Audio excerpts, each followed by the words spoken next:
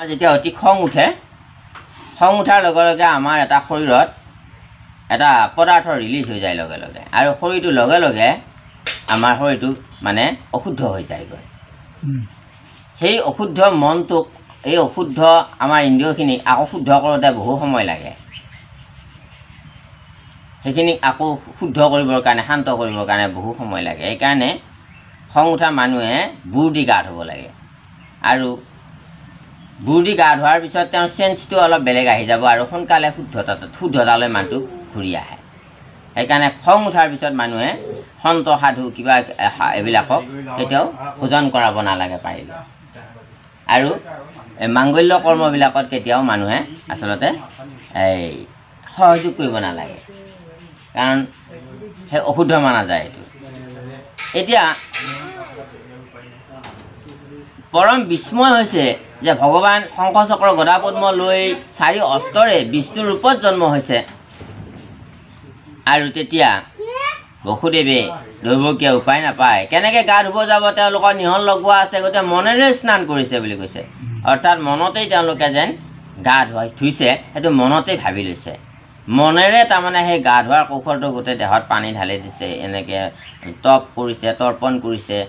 স্নানৰ যিখিনি নিয়ম থাকে, স্নান কৰোঁতে যে আমি ঈশ্বৰৰ নাম লৈ স্নান কৰিব লাগে, ৰামকৃষ্ণ নাম লৈ আমি পানী শুদ্ধ কৰি ল'ব লাগে, ৰামকৃষ্ণ নাম লৈ আমি স্নান কৰিব লাগে, সেই নিয়ম মতে তেওঁলোকে মনেৰে সেই কাৰাগাৰৰ ভিতৰত থাকি মনেৰেই তেওঁলোকে স্নান কৰিছে, তাৰমানে ভাবি লৈছে অৰ্থাৎ আৰু তাৰপিছত ভগৱান কৃষ্ণ যে জন্ম হৈছে, এই কৃষ্ণৰ জন্মত পাইলা মহানন্দ কওঁ, অযুতেক ধেনু মনে দিলা ব্ৰাহ্মণক। কৃষ্ণৰ জন্মত তেওঁলোকে মহা আনন্দ লাভ কৰিছে। দেৱকী বসুদেৱে ইমান দিনৰ কষ্ট আৰু কাৰাগাৰৰ কষ্টৰ অন্ত পৰিব তেওঁলোকৰ এটা আশা, আৰু 2 নম্বৰতে ভগৱান কৃষ্ণৰ দৰে এজন জগতৰ ঈশ্বৰ আহি তেওঁলোকৰ পুত্ৰৰূপে জন্ম হৈছে, তাতকৈ আৰু সৌভাগ্যৰ কথা কি হ'ব। যাক এবাৰ পালে আৰু পাবলৈ আৰু একো বাকীয়েই নাথাকে। ভুকুটি মুকুতি ধন সম্পদ জন্ম কৰ্ম সমস্ত সিদ্ধি হৈ যায়, আশা আকাংক্ষা সমস্ত সিদ্ধি হৈ যায়।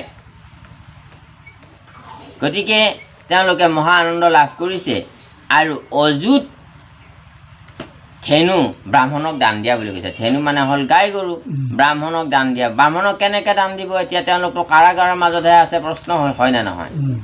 তেওঁলোকতো নিহন লগোৱা আছে কাৰাগাৰৰ ভিতৰত, কেনেকৈ এতিয়া তেওঁলোকে গাই গৰু দান দিব? অযুত গাই গৰু দান দিয়া বুলি কৈছে। ইয়াৰ অৰ্থ হ'ল এনেকুৱা, ধেনু মানে হ'ল গাই গৰু, গাই গৰুৰ পৰা কি ওলায়? গাখীৰ ওলায়। গাখীৰ পঞ্চ অমৃতৰ এবিধ। গতিকে সেইকাৰণে গাখীৰ খোৱা মানুহৰ মন স্বাস্থ্য সদায় সুস্থ থাকে। সমস্ত মাল্টিভিটামিনছ গাখীৰৰ ভিতৰত থাকে। সেইকাৰণে এটি শিশু গাখীৰ খায়েই মাতৃৰ গৰ্ভৰ পিছত, যেতিয়া জন্ম হোৱাৰ পিছত কেৱল মাতৃ দুগ্ধ খায়েই কিমান দিন সুন্দৰভাৱে জীয়াই থাকে, সুস্থভাৱে, হয়নে বাৰু? গতিকে সেই অন্নবসন নিদিয়ালৈকেতো সন্তানটোৱে সেই 8 মাহ 9 মাহ কালটো মাতৃ দুগ্ধ খায়ে জীয়াই থাকে। তাত তাৰমানে ইমান পৰিপুষ্টি আছে মাতৃ দুগ্ধত। গতিকে এই সকলোবিলাকেই মাতৃ। জীৱই যিমান গাখীৰ খুৱাই সন্তানক লালন পালন কৰে, সি প্ৰাণীয়েই হওক, মানুহেই হওক, চৰাই চিৰিকটিয়ে হওক, কিবাই হওক, সকলোবিলাকেইতো মাতৃ হয়। গতিকে সেই মাতৃ দুগ্ধত এই অমৃত ভগৱানে প্ৰদান কৰি থৈছে। গতিকে ধেনু মানে হ'ল গাই গৰু। গাই গৰুৰ পৰা অমৃত ওলায়, দৈ ক্ৰীম মাখন দুগ্ধ ওলায়। গাখীৰৰ পৰা দৈ ক্ৰীম এইবিলাক আমি প্ৰস্তুত কৰি লওঁ। মূলতে হ'ল দধি বা গাখীৰ। গতিকে এই ভাগৱতখন হ'ল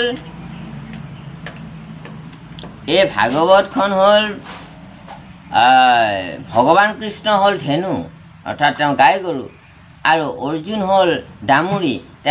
তেখেতে এই ভাগৱত কথা পান কৰিছে। যেনেকৈ গাই গৰুটোৱে গাখীৰ দিয়ে, আমি পান কৰোঁ, আমি খাই সুস্থ হওঁ, সবল হওঁ।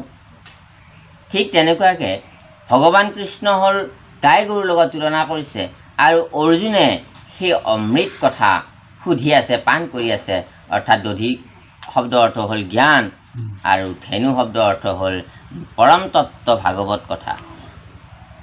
গতিকে তেওঁতো এতিয়া নিহল লগোৱা আছে, কেনেকৈ দান দিব? তেখেতে মনেৰেই তাৰমানে সেই ভক্তসকলক, ব্ৰহ্মক জানন্তী ব্ৰাহ্মণক, যিসকল কৃষ্ণৰ একান্ত ভক্ত আছে, তেওঁলোকক মনেৰেই তাৰমানে সেই কৃষ্ণ কথা, সেই ভাগৱত তত্ত্ব কথা তেওঁলোকৰ মাজলৈ মনেৰে পঠাই দিছে।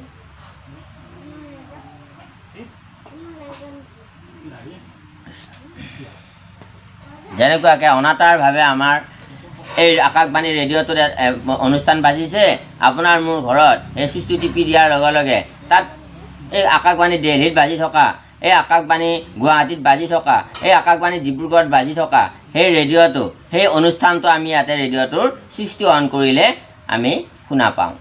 অনুষ্ঠান চলি আছে ক'ত? দিল্লীত। অনুষ্ঠান চলি আছে গুৱাহাটী, ডিব্ৰুগড় চেণ্টাৰত। কিন্তু ইয়াতে চুইচটো অন কৰিলে আমি পাওঁ কি? অনাতাঁৰভাৱে আহিছে, তাৰ নোহোৱাকৈ। ঠিক তেনেকুৱাকৈ তেওঁ সেই ভকতসকলক মনেৰেই তাৰমানে সেই অমৃত কথা প্ৰদান কৰিছে। তাৰমানে অমৃত কথাৰ চবচে ৰসাৰো ৰসৰ তত্ত্ব কথাটো হ'ল কৃষ্ণ তত্ত্ব, যে ৰাম কৃষ্ণ নাম তেখেতে সম্বোধন কৰিছে। আৰু সেই হাতযোৰ কৰি সেই কাৰাগাৰৰ পৰাই সেই জগতৰ যিসকল নেকি পৰম কল্যাণকাৰী ভাবুক চিন্তুক ব্যক্তি আছে, কৃষ্ণৰ একান্ত ভক্ত আছে, তেখেতেৰা হ'ব তেওঁ সেই ৰামকৃষ্ণ নামেৰে তেওঁসকলক স্মৰণ কৰি কৃষ্ণ কৃষ্ণ ৰাম কৃষ্ণ কৰি নমস্কাৰ কৰিছে তাৰমানে নামেৰে। সেইটোকে কৈছে অযুতক ধেনু ব্ৰাহ্মণক দান দিয়া বুলি কৈছে।